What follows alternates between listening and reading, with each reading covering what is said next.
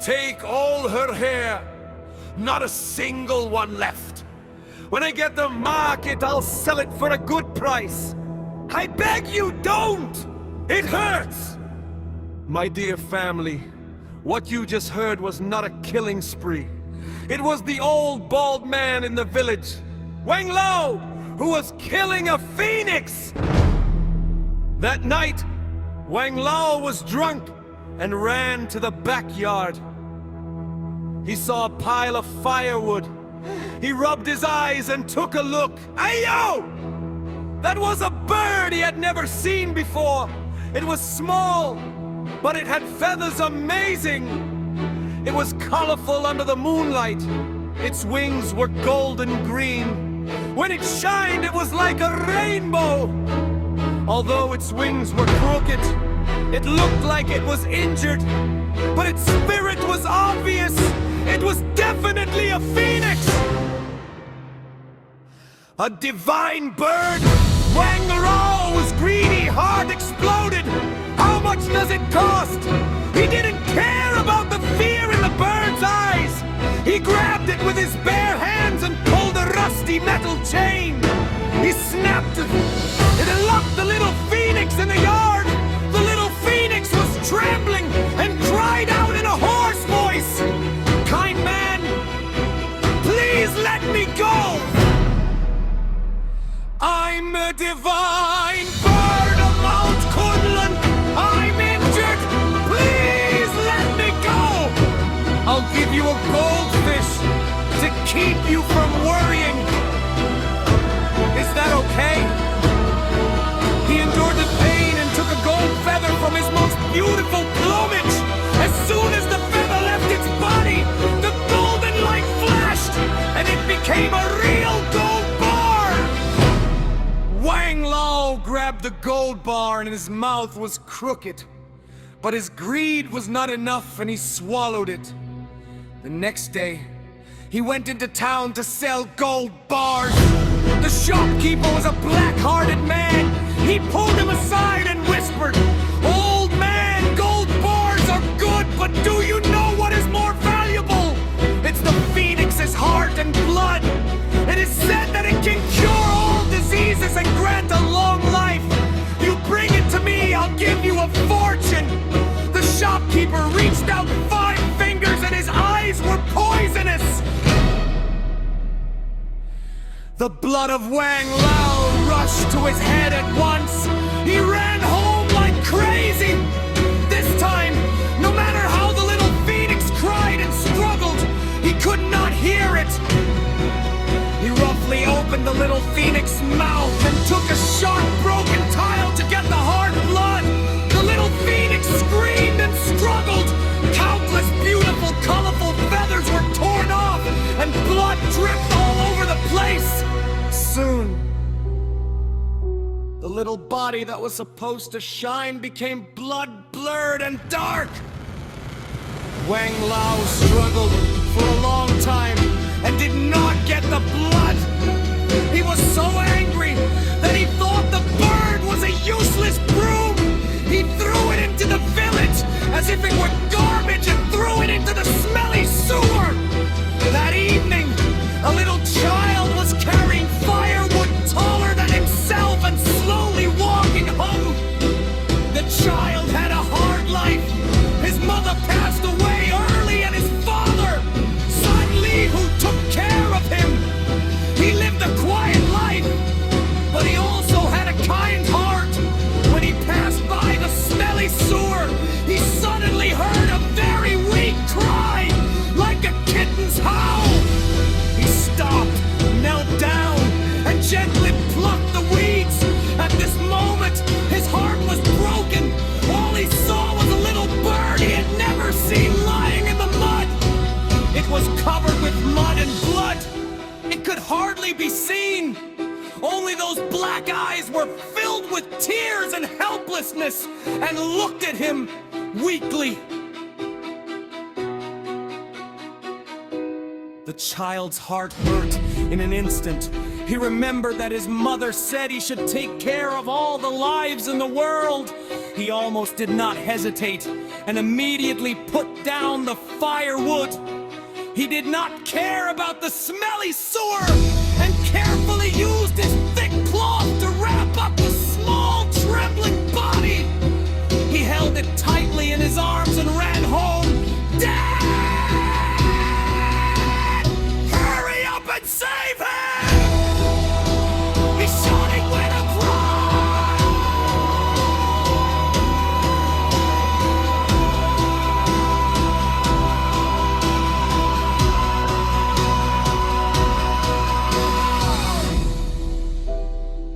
The hunter was also surprised. Child, what did you pick up? He is so hurt, he is about to die. Dad, we have to save him. The child begged to use his saved coins to buy medicine. The hunter looked at his child with pure and firm eyes, and his heart softened. He sighed and took out herbs and prepared them. The family was poor, and there was little to eat. The child saved part of his porridge to buy medicine. The night was cold and the quilt was not warm. The hunter held the little phoenix in his arms and warmed him with his big body. He often spoke softly, "Little bird, get well soon! I don't have a mother and you don't have a home.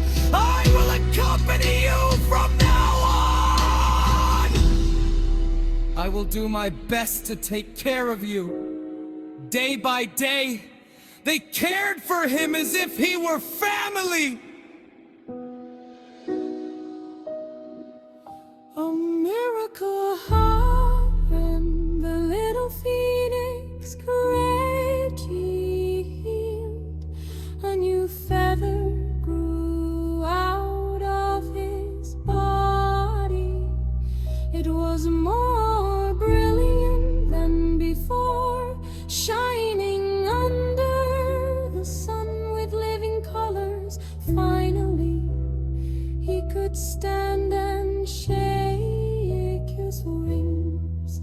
He spoke in a clear voice, "Little horse sister, thank you for saving me."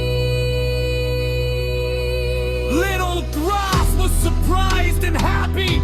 The phoenix lowered his head and spat out a warm, colorful pearl. This pearl is for you. Wear it to keep warm in winter and cool in summer. Your wound is just healed. Be good. However, trouble returned.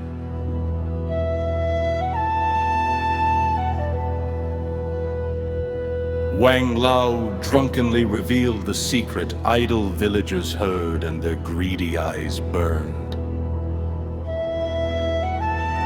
They rushed to Little Grass's house while Zhang Lihu was in the mountains. Hand over the phoenix, Wang Lao shouted outside.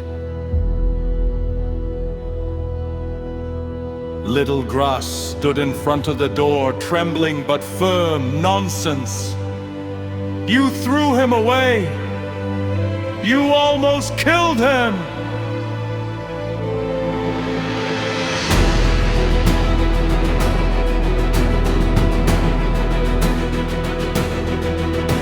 Wang Lao grew furious and pushed the weak child to the ground. Blood ran from Little Grass's forehead. At that moment, the phoenix behind him ignited in colorful flame. Seeing his sister hurt, his anger exploded. With a thunderous cry, his body burst into light and transformed into a gigantic phoenix! Wang Lao! And the others collapsed in terror.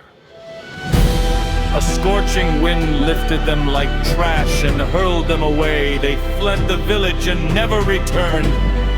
The great phoenix gently touched Little Grass's wound, eyes filled with gratitude.